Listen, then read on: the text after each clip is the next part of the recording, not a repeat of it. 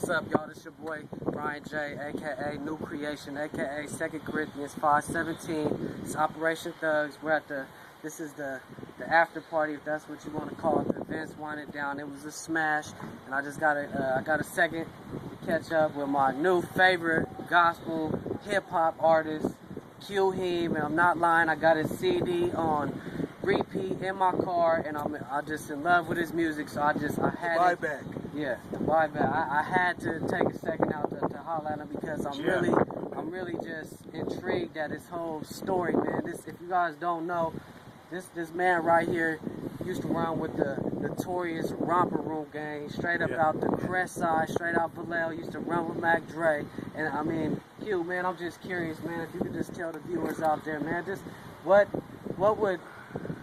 was it that just came inside you? Because I know we all have our different experience. Like, I had a different experience when I came to it, but what made you just want to put to the side all that popularity? I mean, Thiz Entertainment was on smack. I mean, what? First of all, let me clear just one thing up. I was with my folks. I ran with the 5 Trey 5. That's the Cess. Oh, okay. You know what I mean? That's Mac Mall, Doobie, Booby, Sleep Dank, and I was you know what I mean? We was my boy Mac Mall. We was his group. Okay. And then later on, you know what I mean, when Dre came home in '96, we got on the Rompilation, and then I got on the album Stupid Doodle Dumb. I was on that album doing the hooks with Dre. I done some stuff with Doobie, and so, you know, just to clear that up. But I am very cool, very, very cool with Romp. And another thing, clear up, it wasn't Thiz at the time. It was when Dre was Romp Records.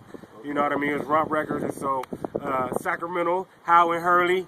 Some people remember we was on Howard Hurley, and just living that lifestyle. I was living, you know, the lifestyle that some cats live. That's from the crush. Y'all remember? They used to call me Red Rum from the Manny Manish, and you know, basically I just was feeling like I was losing my mind.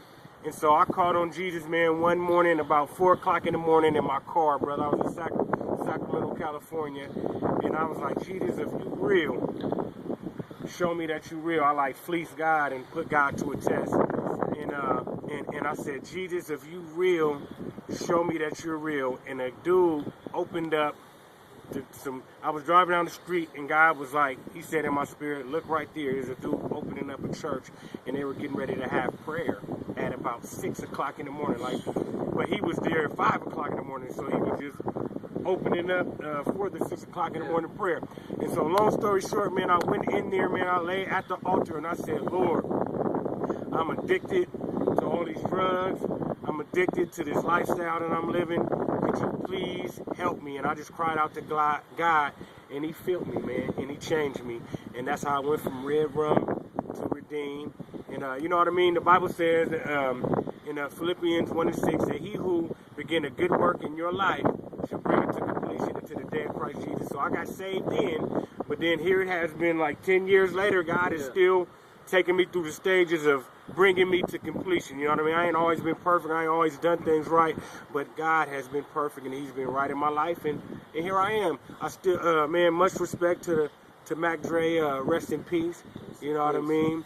And all of the other cutties, man, that's not here, man, I got a lot of respect to you guys, because I believe that God used them to put me in a position so that inevitably God can get the glory. You know what I mean? Me and Dre always talked about God.